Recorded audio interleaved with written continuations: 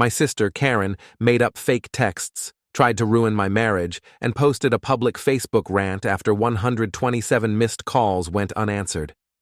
I always thought my younger sister, Ava, was the kind of person who just liked to stir the pot. You know the type. Too charming for her own good, always finding a way to twist the narrative until she came out clean.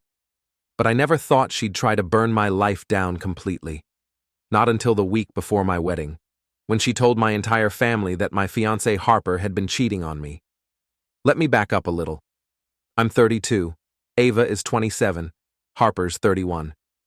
We'd been together for 4 years, and she's the best thing that's ever happened to me, hands down. Grounded, kind, smart as hell, and the type of woman who remembers how you take your coffee and still leaves you sticky notes on the fridge when you're having a rough week. Ava and I used to be close when we were kids, but things shifted hard in our 20s. She got into this weird cycle of trying to one-up me, but always dressed it up as concern.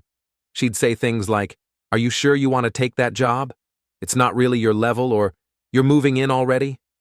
Wow, kinda fast, don't you think? Like compliments with razor blades tucked in.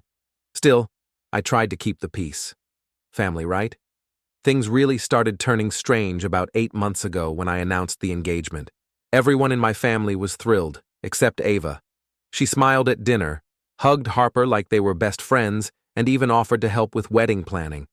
But I caught her making these little comments to my mom, quiet enough that she probably didn't think I'd hear.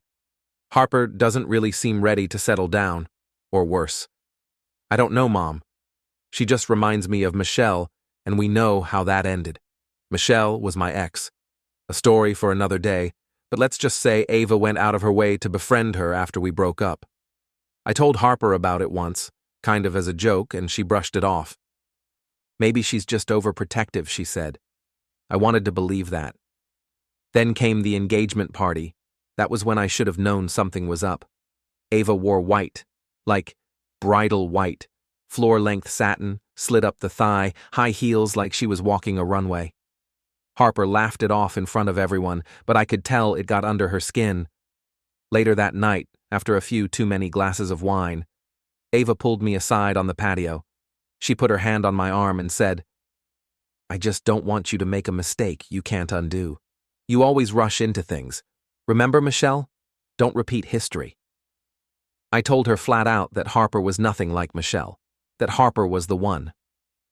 Ava just stared at me for a second and then said, "If you say so," and walked away like she already knew how it would end. I didn't bring it up again. There were flowers to pick, seating charts to argue over, and enough RSVPs to keep both Harper and me spinning. Ava started pulling back. No texts, no calls. My mom said she was just busy.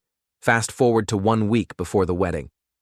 Harper and I had just finished our final walkthrough of the venue. Everything was perfect. It finally felt real, like after all the stress and chaos, we were about to get our day. Then my phone buzzed. It was my cousin Aaron. "Hey, I just wanted to check in.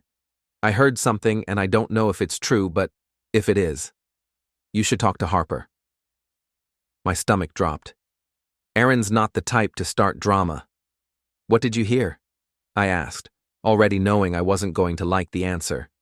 She hesitated. "Ava told people Harper cheated on you, that she was seeing someone else during your 2nd year together. She said she has proof." I sat there in silence for maybe a full minute. Then I asked, "What proof?" She didn't say, just that she knew, that she'd been keeping it quiet but couldn't anymore because you deserve to know. I didn't say anything. Aaron apologized and hung up. That night, I asked Harper straight out if there was anything she needed to tell me. She looked me dead in the eye and said, "No." Why? What's going on? And right then, I knew she was telling the truth. I've known Harper for 4 years. She doesn't lie. She doesn't deflect. She asked me again and again what was going on, and I told her everything. She was stunned. Genuinely stunned. She whispered, "Why would Ava do this to us?" That's what I wanted to know too. But I didn't have the answer. Not yet. The next morning I called my sister, straight to voicemail. I tried again an hour later, same thing. I left a message. "Ava, I heard what you said about Harper. If you have something to tell me, call me." Now no call back. Instead, my dad called me later that afternoon. Calm voice. Too calm. Son, your sister told us some things, and I just want you to know. If there's anything going on, your mother and I are here for you. What things? I asked, already biting down the anger. She said Harper might not have been faithful, that she tried to warn you but you didn't want to hear it. You know Ava's never had a reason to lie. That did it. I cut him off mid-sentence. Dad, if you're going to take her word without even talking to Harper or me, then don't expect us to show up smiling next weekend. He stammered something about family tensions and emotions running high, but I didn't hear the rest. I hung up. Later that night, Harper and I were sitting on the couch, mostly in silence. She was curled up in a hoodie, eyes red from crying, not sobbing, just tired, exhausted. She finally looked at me and said, I want to talk to her. I want to sit across from her and ask her why she's doing this. I hesitated. Part of me didn't want Harper anywhere near Ava, but I also knew Harper was right. If we didn't deal with this now, it would keep festering. So I texted Ava again, told her we needed to talk. No more games. She replied within 5 minutes. Come over tomorrow, 2 p.m., just the two of you. We showed up early. Ava's apartment looked immaculate, like she'd been planning for this meeting. She had 3 wine glasses on the table, a small tray of cheese and fruit laid out like it was a social visit, not a minefield. She greeted us like nothing had happened. Hey, you two, come in, sit down. Harper didn't say a word. Neither did I. Once we sat, Ava folded her hands and looked at us like a therapist preparing for a breakthrough session. I'm glad you came, she said.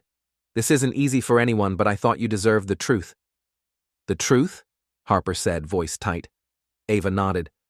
I know you were seeing someone else 2 years ago. I know you were still messaging him after you and my brother got serious. I have the screenshots. Then she pulled out a folder from under the coffee table like she'd rehearsed it. She slid it over to me. I opened it. There were 6 printed screenshots of text conversations. At first glance, it looked damning. Messages between a contact saved as A and Harper. Some flirty lines, late-night timestamps. Stuff like, I miss how we used to be. I wish you weren't taken. We never really ended, did we? Harper leaned over and stared at the pages, and then she laughed. Just one sharp, incredulous laugh. You seriously think I wrote these? She said. They're right there. Ava shrugged. Plain as day. Harper took out her phone, opened her messages, and scrolled. There's no contact named A. Never has been. You could have changed the name in your phone to anything, Ava. She opened a random message with her best friend and scrolled up to a conversation from 2 years ago. Exact date as one of the screenshots. She sent a meme about cats wearing suits. I was texting Lexi about this dumb meme that day, not cheating. Ava smiled, too tightly. You could have deleted the messages. Sure. And then photoshopped this meme 2 years ago, just in case? Give me a break. I flipped through the papers again. That's when I saw it. The timestamps didn't match the phone's formatting. Wrong font, wrong spacing. The whole thing was a bad copy-paste job. You wouldn't notice unless you were looking for it. Ava, I said, you faked these. She blinked. No, You faked them. You wanted to sabotage this wedding. Why? Harper leaned in. What did I ever do to you? Ava's face shifted. She wasn't smug anymore. She looked, cornered. Then she stood up. You're ruining him, she said quietly. You make him think he's better than this family, better than me. Harper's mouth dropped. Are you serious? You made him stop calling. You made him think it was okay to forget where he came from. No, I said. I made that choice, because I got tired of feeling like I had to shrink to be loved. Ava started to cry. Not the messy, guilt-ridden kind. The angry, self-pitying kind. The kind where you cry because you lost control, not because you feel sorry. She pointed at Harper. You'll leave him too, they always do. Harper stood up. We're done here. I followed her out, didn't look back, and as the door shut behind us, I knew one thing. My sister didn't just try to ruin my wedding. She'd declared war. The rehearsal dinner was supposed to be simple, casual, heartfelt, a warm-up before the big day. We booked a small event space at Harper's uncle's vineyard. Close friends, immediate family, a few laughs, a few toasts. That was the plan. But nothing felt simple anymore. After the blow-up with Ava, I hadn't spoken to her. She didn't apologize, didn't backtrack, and she sure as hell didn't own up to faking those screenshots. Instead, she ghosted the family group chat and went silent. Harper and I debated on inviting her. My sister said, "Just cut her. No drama on the big day."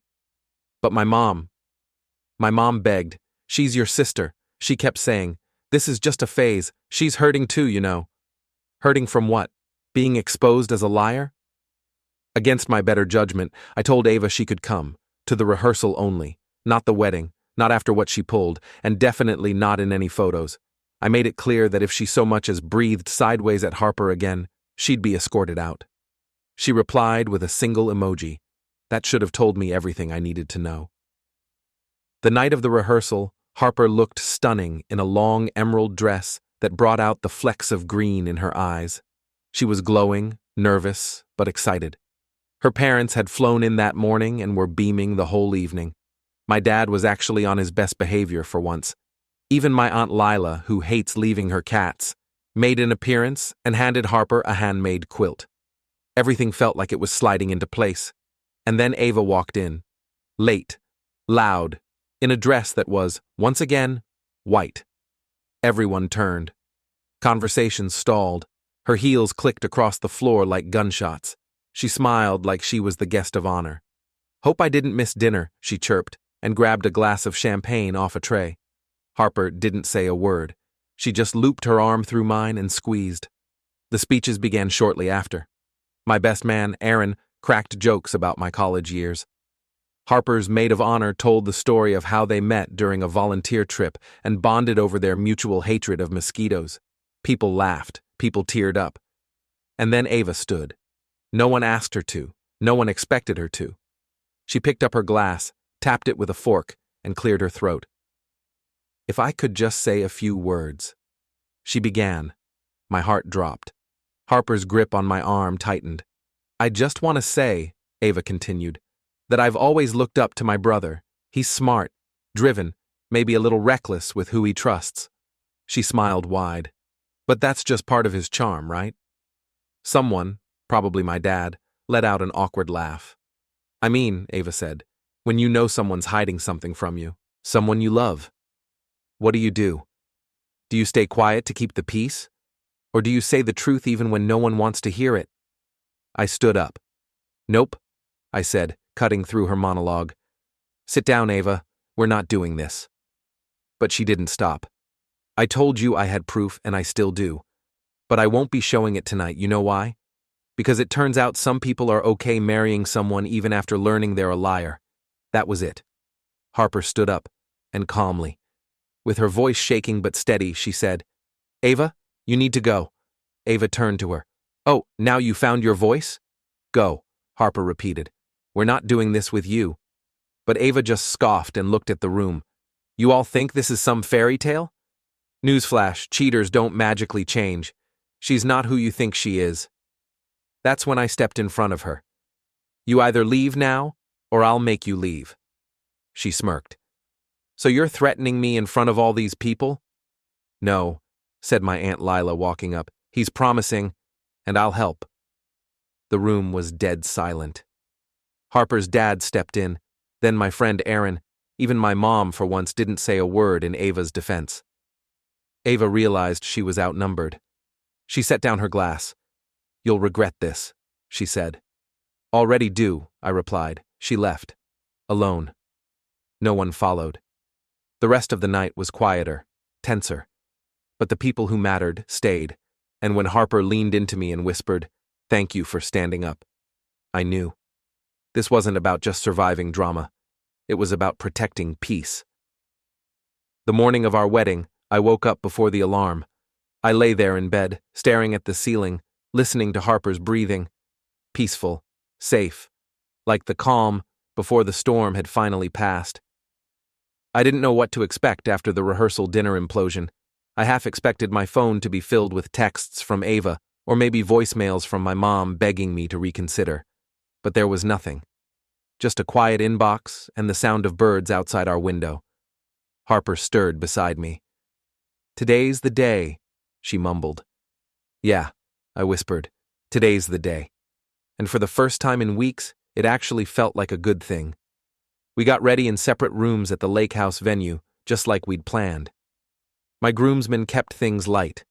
Aaron made a joke every 10 minutes, and my little cousin spent most of the morning trying to tie his tie using YouTube tutorials. On Harper's side, her bridesmaids played her favorite playlist and surprised her with a handwritten letter from her grandmother who couldn't travel, but had sent a video message that made everyone cry. There was no drama, no tension, just joy. And when I finally saw Harper walk down the aisle, wearing that simple satin gown with a small string of pearls around her neck, I swear I forgot how to breathe. She looked real, grounded. Not a fantasy, but a choice. A promise I got to keep every day after this one. The ceremony was short and personal. No big show, just our vows. The sounds of water behind us and the people who truly mattered. My dad came. So did one of my aunts. But most of Ava's defenders bailed. I didn't care. The empty seats were just space for air to move. I'd rather have 5 honest guests than 50 pretending to clap for us. We didn't even mention Ava. Not once. Not in the speeches. Not during dinner, not even when her name came up in passing. It was like the whole room silently agreed. If we pretend she never existed tonight, maybe she won't ruin anything else.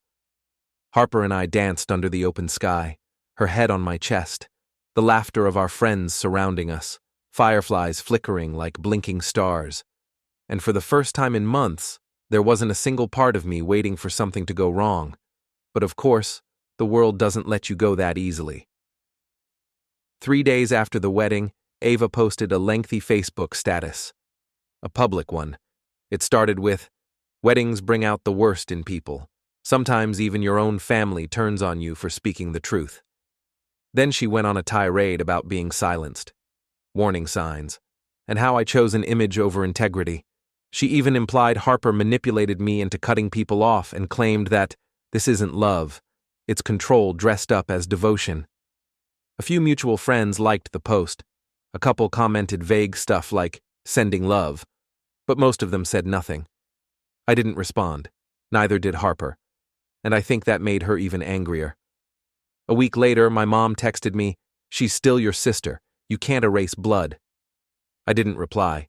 Instead, I blocked Ava, permanently. On every app, every number, every account. I didn't need her version of love anymore. I spent the next few weeks focused on my wife.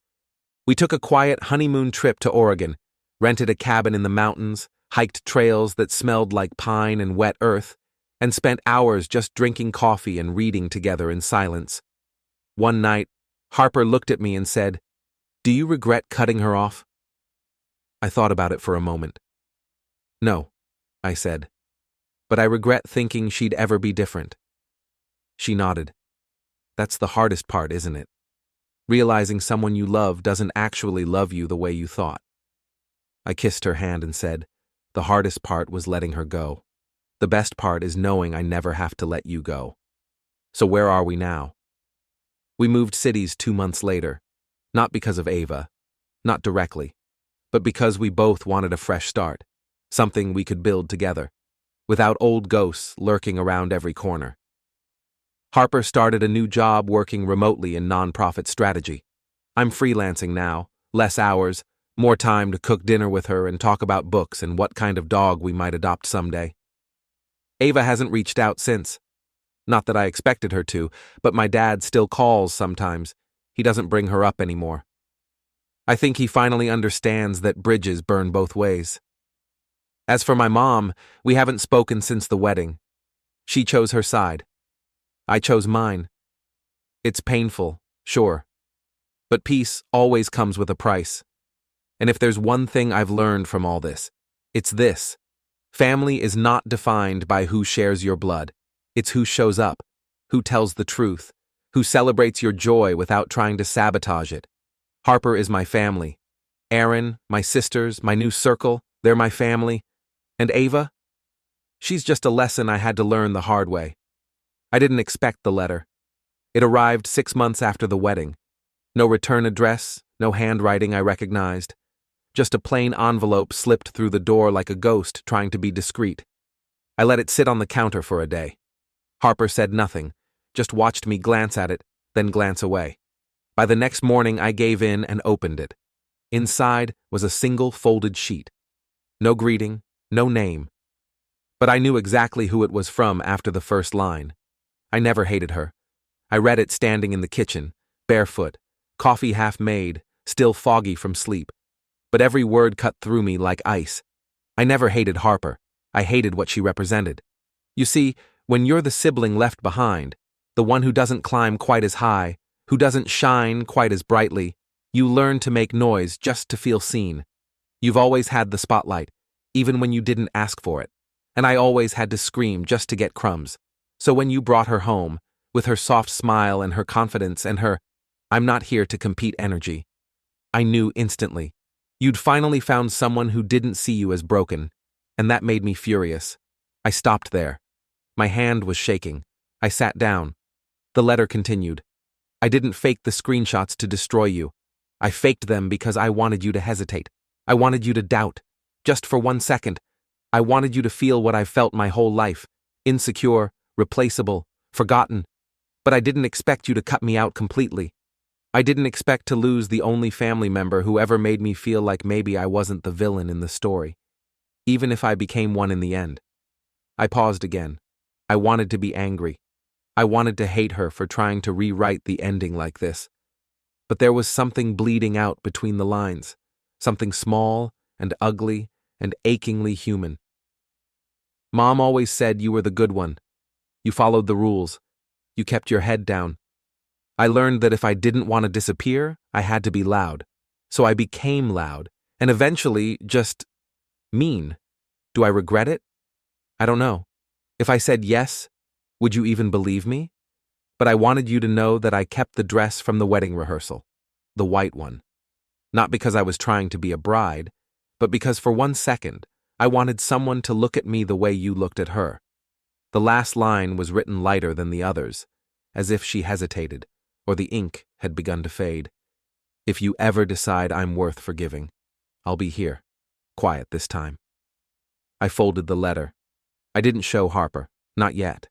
I sat with it for a week. I read it twice, then 5 times, then once more in the middle of the night when I couldn't sleep. And then I burned it, not out of hate, but because the point of a wound isn't to keep it open, it's to heal over, scar, not scab. And some letters aren't meant to be framed, they're meant to be felt, and then released. And maybe that's the truth we miss in stories like these, that not all villains know they're villains, that some people carry their pain like a compass, pointing always to ruin, even when they think they're navigating love. Ava didn't lose me because she was evil. She lost me because she refused to stop making me bleed to feel seen. And I don't owe her my pain anymore. I owe it to myself to walk forward. With Harper. Without noise. Without letters. Without ghosts. Thanks for watching and diving into this wild family drama with me. If you love Reddit family drama, don't forget to subscribe and turn on notifications so you never miss the next one.